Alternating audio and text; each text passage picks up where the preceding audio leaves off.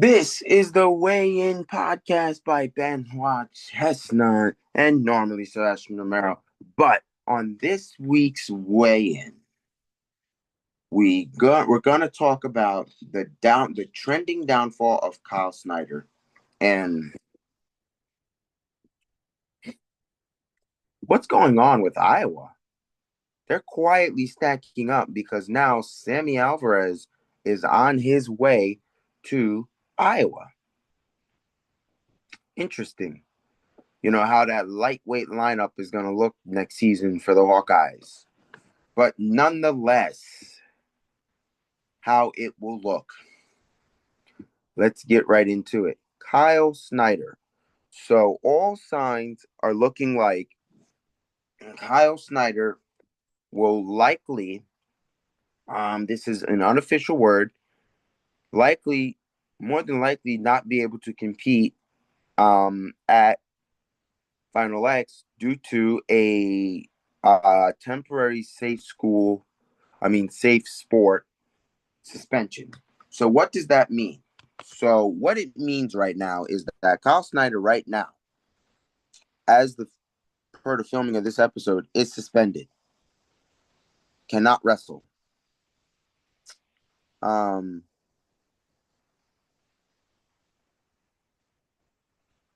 So right now it only would have just happened. So right now there is going to be a 72-hour intervention hearing that can happen, but it's got to be at the request of Snyder, but it's got to happen within 72 hours of the suspension here. So it's possible for Snyder to go ahead and request one and say, hey, I think that, I should be, whatever the cause may apply. But we're talking about radioactive material at this point. And I say that for only one reason. Rudis is now disassociating themselves with Kyle Snyder. You've got a suspension from safe sport. So now when we look at Kyle Snyder, we've got a lot of stuff that's coming here. And I do think it's a trending downfall because Kyle Snyder right now is, all things aside, I will not get into what happened because we try to keep this, at a good level. But I would suggest if you're anybody that watches our show, our pod here, you can Google what happened to Kyle Snyder. We won't get into all of that to keep this family friendly like we always have. So with that being said, you can Google Kyle Snyder and then it can be explained in whatever way it needs to be judged. But for the purposes of our episode, he is suspended for his acts. And that is just one way to kind of get this off is that, yeah, you can make mistakes, but there are people that have done less and have been suspended for all likelihood what has happened. And I say that because that is very well the truth of what has gone on and what has happened. I say that because, Dayton Ticks, as you all know, banned substances is just, beefy stuff that athletes should not be taking. They should not take. We all know Dayton Ticks was hit with that, and he was suspended he was suspended a year. Around that a year. So when you look at this incident following Snyder, you think here's the following that is possible and could happen. Has not happened, but could happen. You could see Rudis canceling the contract. Entirely canceling the contract. You could see Rudis full disassociation saying they're going to release Snyder. But that would come probably in the form of a statement, which nothing has happened yet. So you say that's possible. It's possible that he could get banned a year, even more. But everybody's saying, thoughts are out with, Snyder. You're hearing some of what thoughts are out with the family and stuff like this. I 100% agree. Thoughts are out with the family. I 100% agree. Agree. You have a life where you're set up, and you have what many would see as a good life, and you choose to do something that you know many would see as a shocking thing to be doing when you've built yourself a lifestyle where you have so many good things going for you. You're an Olympic level wrestler. You're a role model and an icon. You had, what many could say a clinic scheduled, which I believe some of the outrage is about that may no longer take place. The scheduled clinic may or may not. Don't source me for information on that. But, what many do, what we can definitively say here is many did not like his postpartum statement, his post statement after the arrest, that it was not, all things fair here, that, there's a time and a place to say, hey, as we venture, there's a time and a place to say, hey, I'm going to speak religion, but to then not talk about how you've let down so many kids that have looked up to you, how you were an icon, becoming an 18-year-old world champion, to, to making history, monumental history in many places. And now you're like, well, now you're looking at it like, well, I'm not what I was. And I don't understand why you don't address the issue at hand. You don't sit there and say, hey, I'm sorry for not being able to do this or that. This is a challenging time. There is a way to go about it than to nonetheless beat around the bush. And I think that's kind of a little haggy by Snyder to not turn around and to beat around the bush. A little. I think that's a little shaky. Why would you? That's an unsteady statement to tell us what the statement he gave us, and not say, hey, things have been done. I'm truly, sorry for my acts. We didn't get anything like that. So that's just really interesting. But we will continue to watch as the Kyle Snyder development unfolds. But as of right now, the filming of this episode, he has been like fully removed by Rudis. They're not even selling his sneaker at all. His shoe, the wrestling, we call it shoe, wrestling shoe. They're not selling anything with Snyder on it right now on their website. So you could, with that being said, there's two ways you could see this play out. And I say that for many of reasons. One, you could see it play out where they totally rock him and end his contract and he's done. And they take the profit loss on all that merchandise. Or you could see for right now, they're not going to do anything till this probably blows over. Then they'll probably put back up that Snyder stuff. But either way, nonetheless, when I kind of feel like when you're an icon, I'm not saying he's the true icon of wrestling, because many would argue that is Jordan Burroughs. But when you are a mentoring figure to the youth, because I'm telling you, Kyle Snyder was a really good heavyweight in his college years. Like Kyle Snyder was the poster boy. Wow, I felt was the poster boy of heavyweights. Not. I understand a lot of people say, well, the poster boy was Gable Steveson. Gable left the sport for the WWE. No matter how many may feel about that, he left the sport. Then he tried to work out football, then came back to wrestling after everything else didn't work. So I'm not saying he shouldn't have joined the WWE, because everybody wants to do what they want to do. But I'm saying you can't be the poster boy of a sport and not actively be participating in doing the sport. So would you say an icon? So if basketball, let's just put it in a form for you guys, the fans. We're going to do it in multiple analogies. If a basketball player retires and no longer plays basketball, is he still an icon? Is he still the poster boy? Is he still the face of the league he no longer works in? Now, for you boxers, if an iconic boxer retires, is he still the face of boxing? Is he still the poster boy? Football, quarterback has retired. Do you still, now don't get me wrong, there are cases where they still are of mention, but quarterback retires. Would you say right now Tom Brady is still the poster boy of the NFL?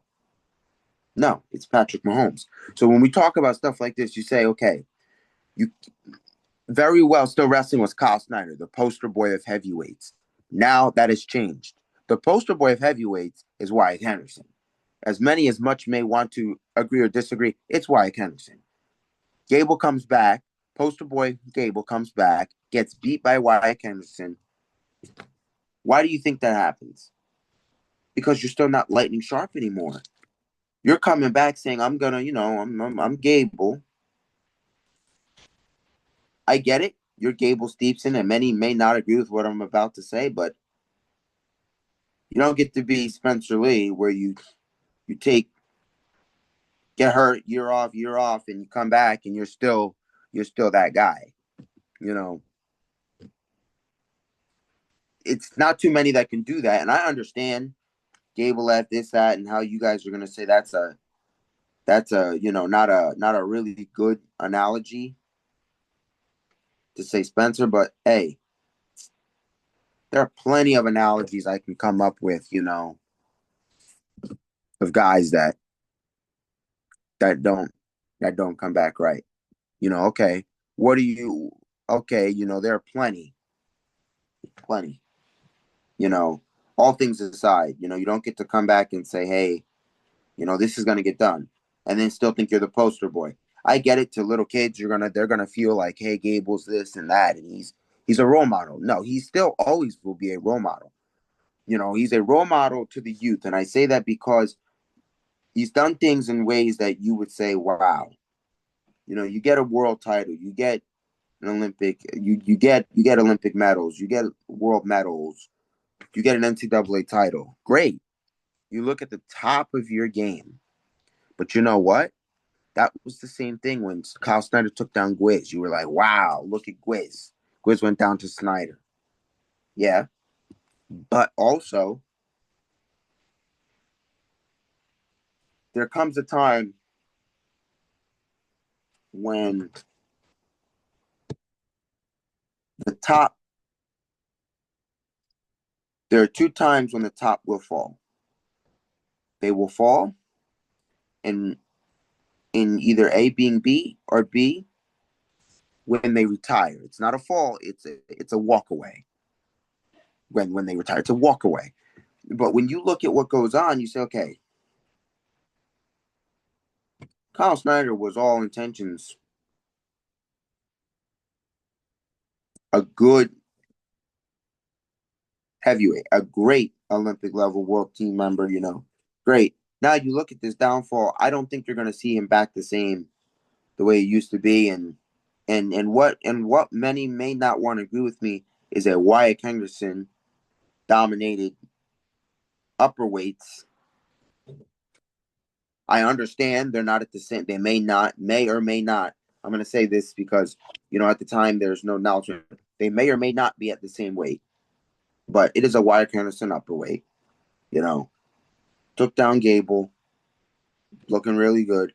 Sometimes it's, and when we talk about anything's possible, anything is possible. Anything is possible. But if we do uh rattle on over about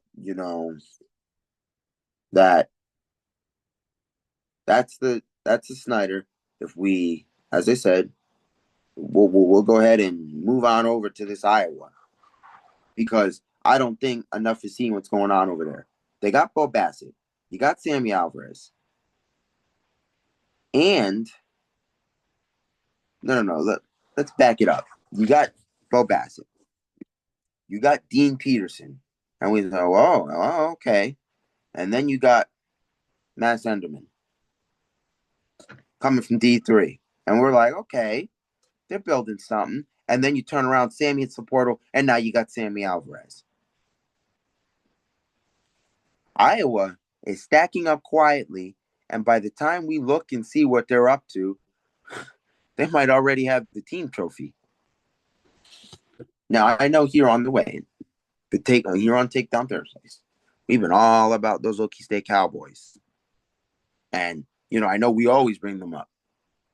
Speaking of Okie State Cowboys, did anybody catch that basketball game? David Taylor, seen it at the basketball game, the Oklahoma game. DT, David Taylor.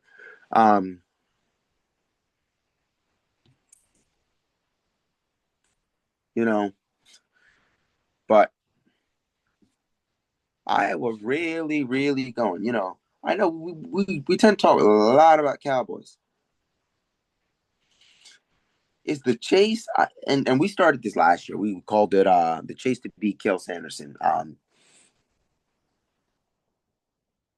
Is the chase to beat Kel Sanderson that bright, that man, as we call, as we said too, we called it the wrestling, the draft of college wrestling. What the draft of wrestling is going to be by Claw and very well over the summer by the Claw League, by the Claw wrestling thing that we talked about before.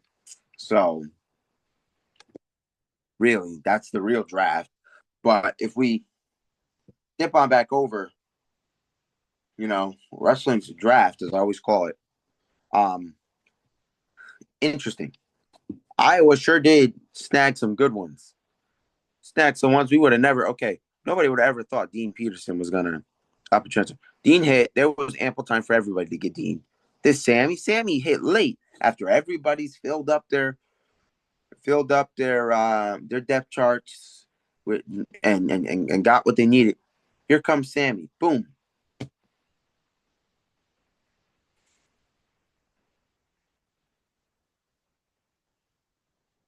A lot of transference from Sammy. Here's the question.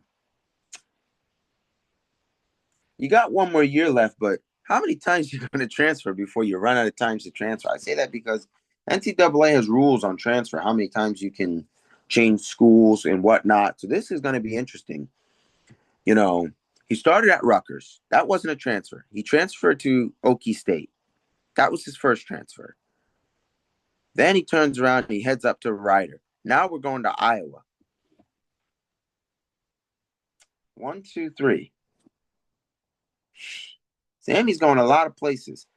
How many schools? Rutgers, Okie, Rider, now Iowa. The serious question here is, has there ever been a wrestler to wear more singlets than Sammy? It's a question.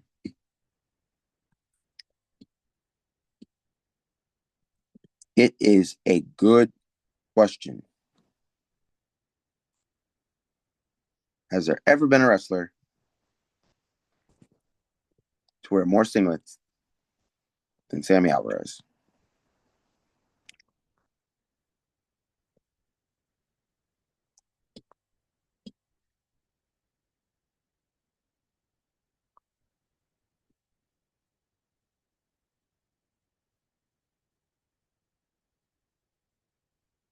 Has there ever been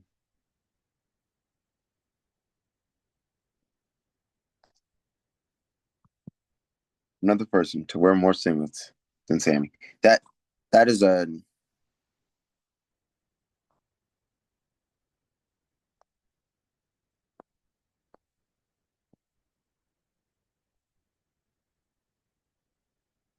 so the other last episode I talked about a wrestling league that I could not get done. that I did not remember. And to be actual with you guys, I have finally remembered it. It was called the American Wrestling League, the AWL, um, is what it was. But back to what we were talking about. Has there ever been another wrestler to wear more singlets than Sammy Alvarez? I'm sure there is, but when you look at that, it's like, man, Sammy, you're wearing a lot of different singlets, a lot of different singlets being worn by that Sammy Alvarez, and it's just like you hope this time around it's a national title because listen, I'll tell you what, if you can get Bassett a national title, Alvarez a national title, Peterson a natty,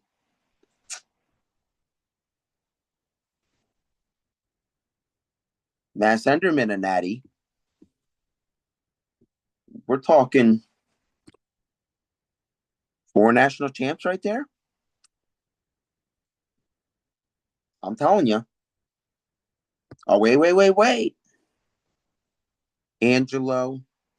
Not Angelo. No, let me get it right. I want to get it right. I want to get it right. You know, you know exactly what I'm about saying. I want to get it right. I want to get it right. I don't want to say the wrong guy.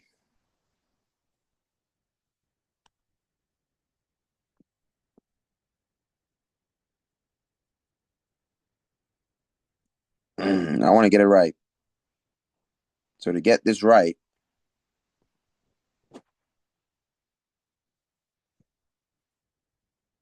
I'm gonna look it up so I know I get it right. Yeah, Angelo Ferrari, right there, the fifth. If they can get all those guys to win a national, and that's obviously contingent that Bo Bassett doesn't take a red shirt year. But if Angelo, because I forgot about that, Angelo Ferrari. And Angelo Ferrari, we know he's tough. Took down Dustin Plot. Angelo Ferrari is. So the serious question here is that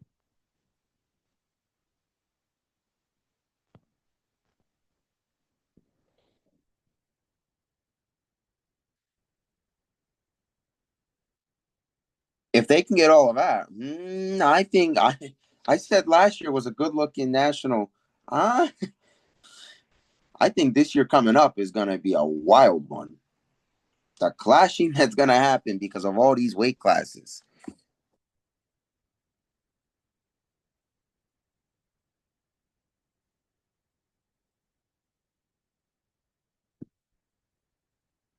The clashing.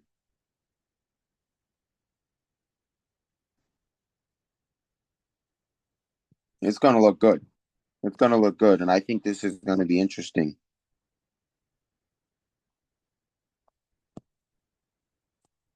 I think it's going to be super interesting to see the clashing that's going to come out of this because the way these weight classes are redrawing, and I was quietly building up these people like the Sneaker getting Sammy. Whoo!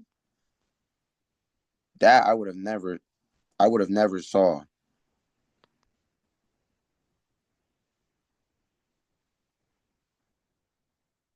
I would have never saw that coming.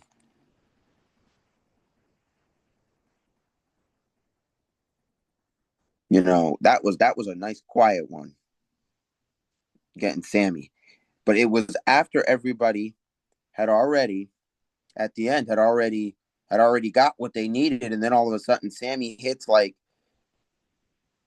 it was literally like the day before the transfer portal was supposed to end. Sammy Alvarez hits, and I'm like, wow, like literally the day before. Say, Sammy Alvarez hits in the portal, and it's like, oh, Sammy Alvarez is heading to transfer. I'm like, wow, wow, that's a good one.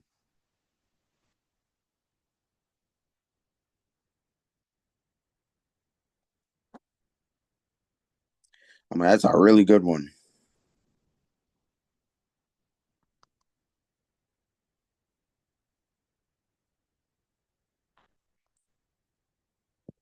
That's a really good one. When I saw that, I was like, wow. Not too many would have really thought that was going to take the chance it did, but it did. Sammy Alvarez heading over to Iowa. And they're stacking up. They already had Angelo. Then you get Bo Bassett. It's kind of next year's National is going to look interesting. If Iowa doesn't get a team trophy, I'm going to be very surprised. I'll be more surprised if Iowa doesn't get a team trophy than I will if David Taylor doesn't, because he had a good group this year. He had a really good group, and to come back and say that he's going to have another good group, graduated some seniors, but it was a group, so it's going to be very interesting to see how that shakes, how next season's gonna shake, because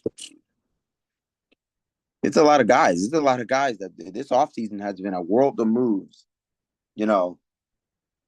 But what's the focus on really right now is this World Team Trials coming up. Who's gonna make Final X? And that's gonna be the interesting. Who makes Final X? And the questions of whether how they will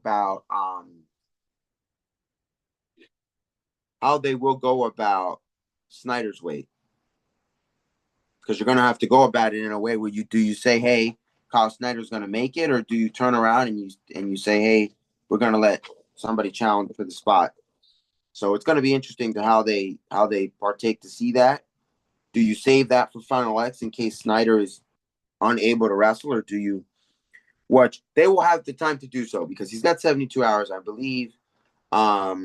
I believe it was put on either today or yesterday, so it has started. They'll know by when they need to, maybe, because competition for that doesn't start till tomorrow. So you've got a